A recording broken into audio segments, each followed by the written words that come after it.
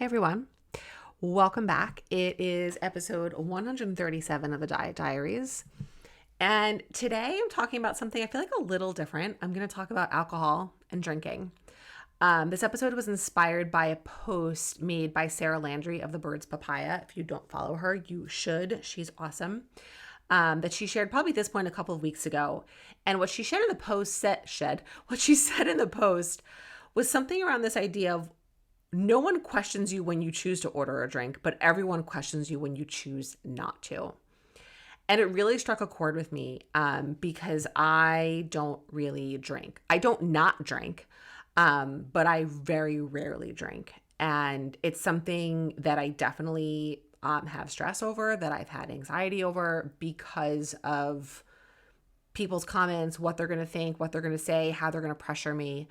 And I wanted to talk about it here because part of the reasons why are connected back to food and body stuff, and part of them are not. And I think this is actually a topic that needs more airtime. So here we go. Perfect place to do it.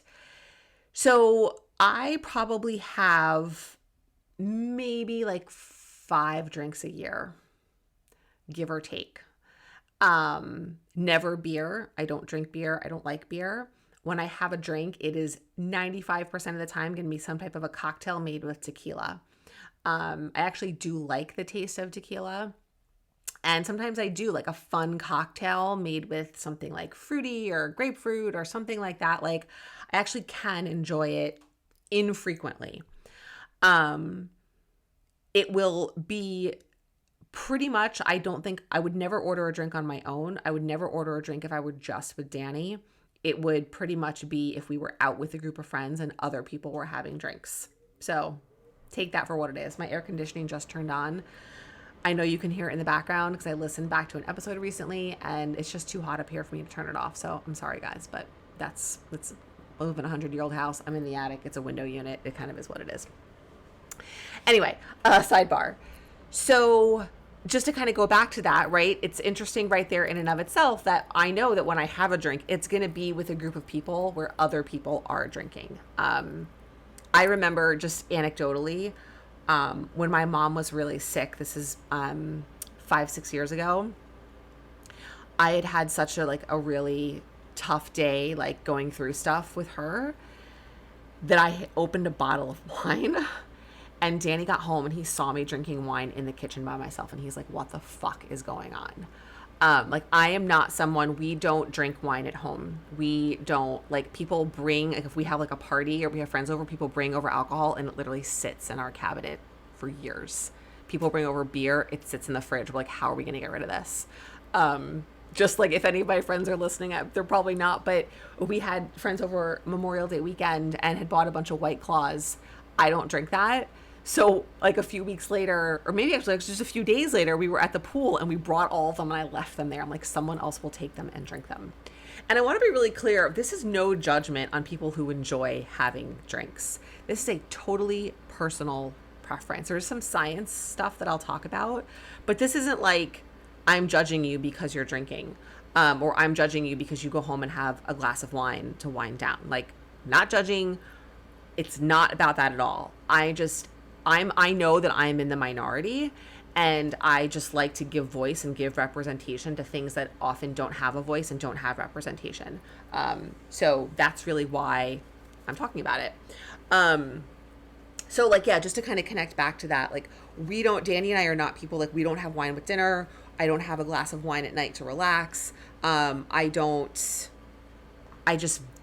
don't use alcohol in that way. I never have. Part of it, interestingly, Danny and I both grew up in households where our parents didn't really drink. My dad has what we still call his beer of the year. If we're on vacation or it's a special birthday or whatever, he'll have a beer. My mom very rarely drinks. Again, maybe on a special occasion. And Danny's parents were the same way. So I do think that that's part of it. We happen to both grow up in households where our parents did not drink. Now, I remember my grandpa, my mom's dad, whenever I would go over to his house, would have a glass of scotch sitting on the counter in the kitchen, kind of half full. I think he would sip it during the day. I don't really know. But I do think there's a lot of generational and parental influence in what you see kind of growing up. Interestingly, I don't drink coffee either. Never been a caffeine person. Separate. Maybe I'll do a separate episode about that. So very often I will be and have been, this has been for a very long time. Just like a little bit of like history background, I drank a little bit in high school, not much. I would say I could probably count on two hands the number of times that I drank in high school. I did go crazy when I got to college freshman year. So you can correlate that as you will. I'm not sure if there's necessarily a connection, but freshman year was definitely a lot of drinking. And then I really like reined it in. I definitely drank more in college and things I didn't want. Drank a lot of beer because that's what people drank. And yes, there's peer pressure and people are doing it and this is what's happening. Like there was a lot of that. I don't like beer. I don't enjoy beer. I never order beer. I couldn't tell you the last time I just don't. So kind of starting in like my early 20s and I lived in the city for a while, I definitely drank more then because we were going out and going to bars and that was like the whole thing. But I remember like really not wanting to drink as much. Now, part of that reason at that time was that I was really worried about how it was going to impact like my body and my weight. And part of that still is true today, but from like a totally different sort of perspective. Like I remember at one point I was seeing a nutritionist in the city and doing a very, very restrictive, rigid, like 10-day diet that she had put me on because nothing we were doing was working. And obviously couldn't drink on it. And I remember a friend of mine came into town and I was way too embarrassed to tell him that like, this is why I couldn't drink. So I made up some excuse about like being on medication. But I definitely had a lot of anxiety and a lot of stress about like how much I was drinking and what I was drinking. Like I would never order like sweet fruity drinks. I would never order like a rum and Coke. It would always be like a vodka soda was pretty much the thing that I got. And I didn't even enjoy it. I don't even like vodka. I actually do like the flavor of tequila, but I didn't discover that till later on. So I would drink things because I kind of felt like I quote had to, that felt like the least, like the lesser of the evils in a sense. I don't really enjoy wine. I don't know anything about wine. I don't like have wine with meals. Like I'm just not a drinker. And again, this is not a judgment. Like it just is. And so kind of I'm jumping around a little bit, but going back, like drank in college, kind of pulled it back, moved to the city, and kind of like navigated my way through it. But definitely it was like peer pressure, right? And that still exists. So very often when we go out with a group of friends or we're at someone's house and there's a barbecue, I will very frequently be one of the only people not drinking.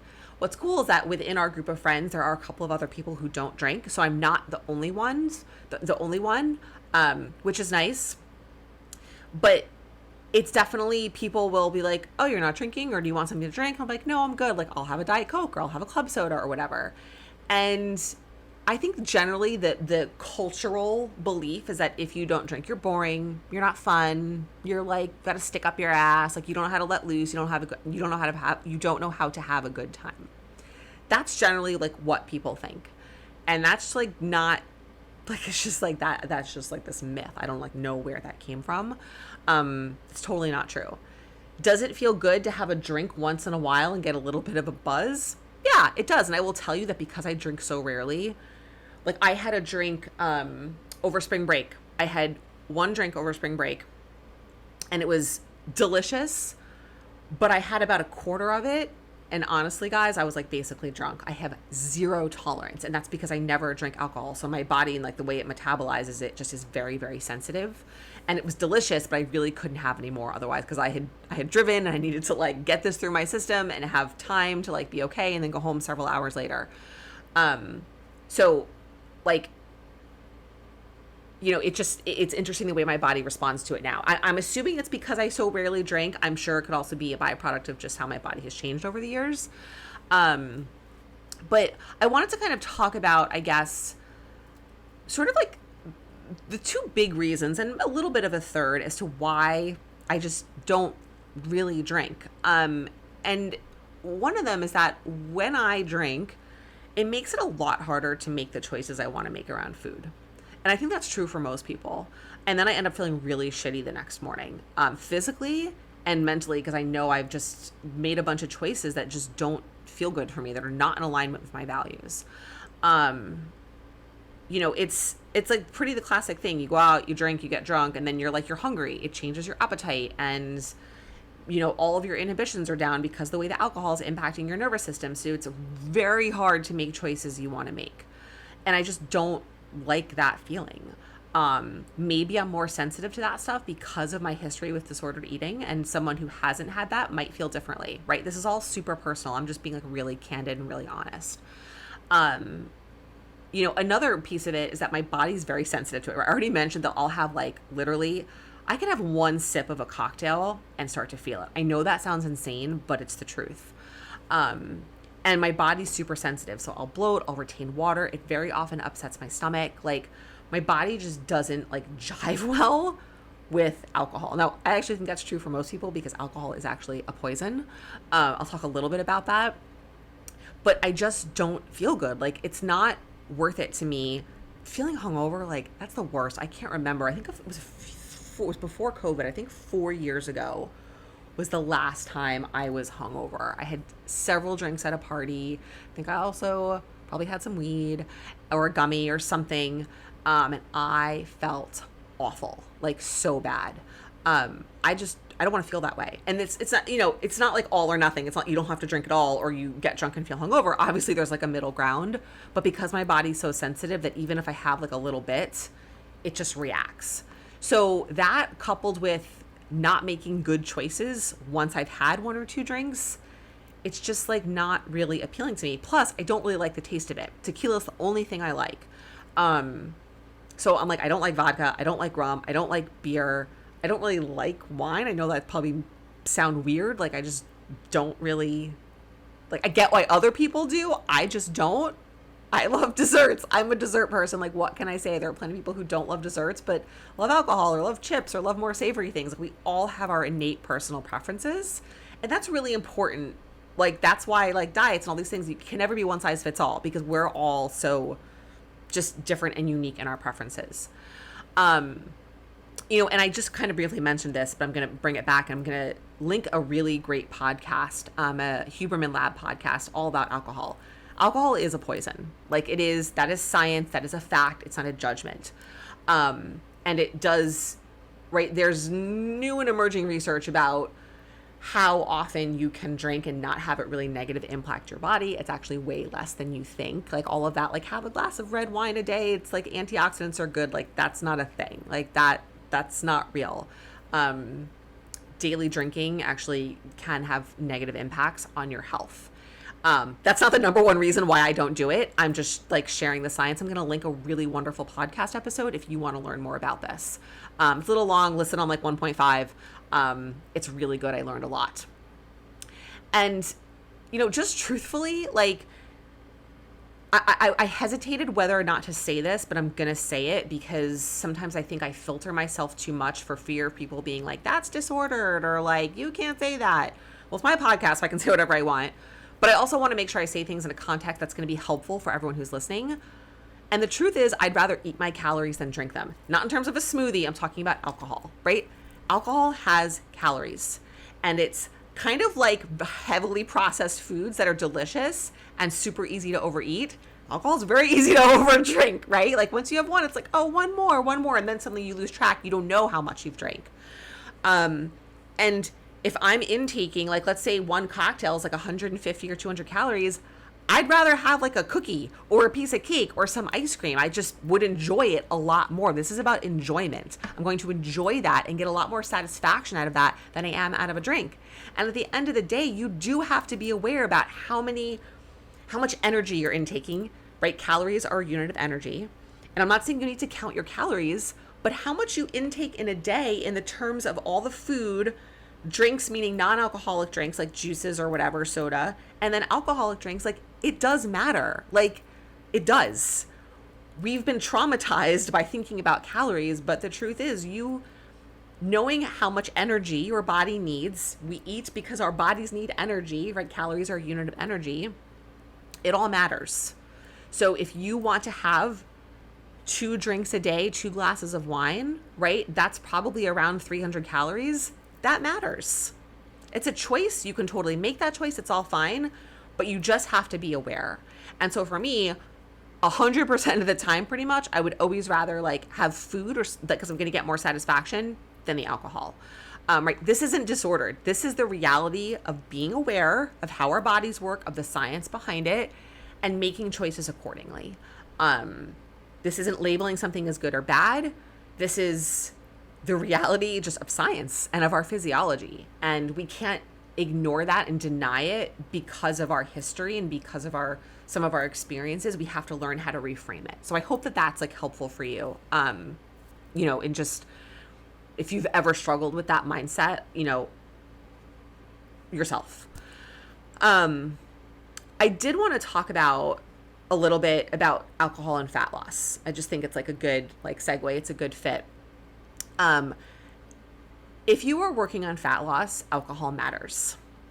You can 100%, still drink alcohol and lose fat, but it is going to make it harder. Alcohol impacts the way food is metabolized and can very often, if you're having like one drink a month or drink every other week, that's not going to be a problem. If you're drinking multiple times a week, if you're drinking every day, that's definitely going to have an impact. Your body has to metabolize the alcohol first before it metabolizes like the nutrients that you're eating. This is just science, right? Again, this is not a judgment. We very often, a lot of people will drink alcohol on a daily basis. There's a purpose for that. People are using it to unwind. People are using it to manage stress. People are using it to relax. I get that. It has a purpose, right? So we can't just stop that. We have to have another tool to fill that. That's going to be, maybe more productive and maybe, depending on what your goals are, more in alignment with your goals. But your body has to metabolize the alcohol first, and so it's going to shut down everything else, which means it's not drawing energy from fat storage. It's basically kind of drawing energy from the alcohol.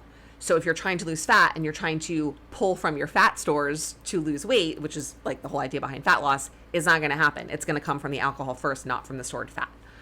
And it's very complicated, very complex. I'm not an expert. That Huberman Lab episode gets into the metabolism of alcohol. It doesn't talk so much about fat loss, I don't think, from what I remember, but it does talk about how alcohol is metabolized, how it impacts your liver and all that kind of stuff. So basically what happens is, right, the body is prioritizing metabolizing the alcohol, and then that can delay the breakdown of fat from the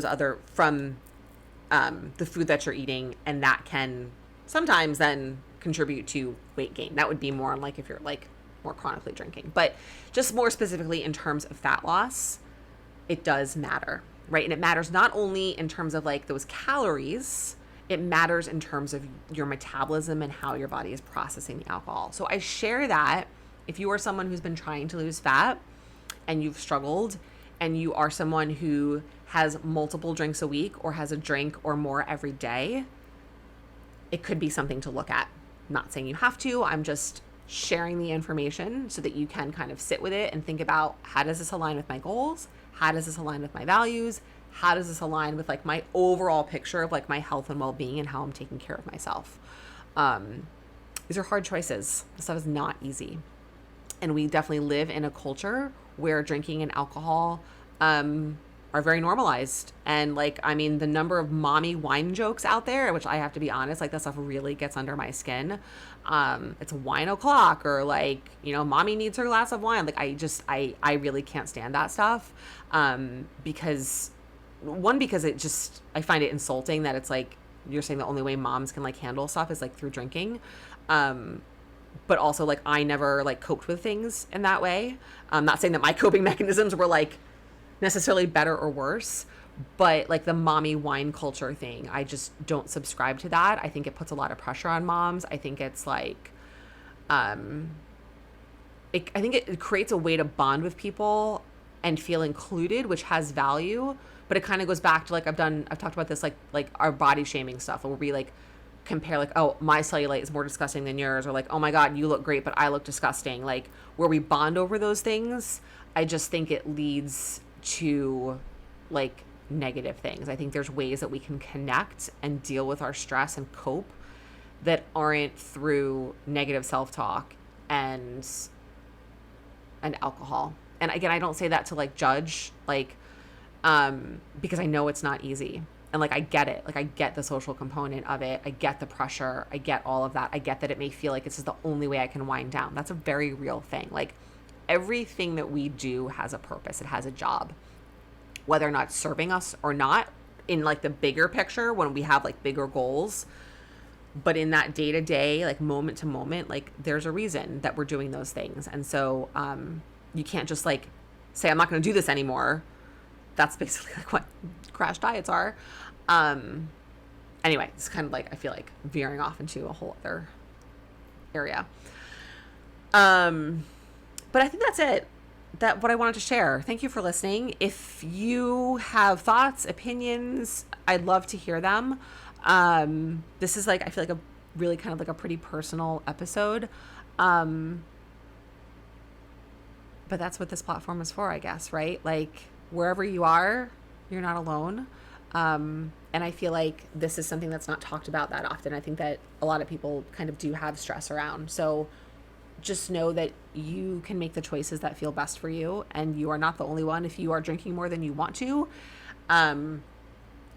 because you're pressured or you feel weird or you feel like people are going to like look at you weird or make comments. Like, I get it. That's a real and valid thing, but just know that you're not the only one. And if you have daily drinks or weekly drinks and it's like working with your life and you love it, awesome. Like, that's amazing.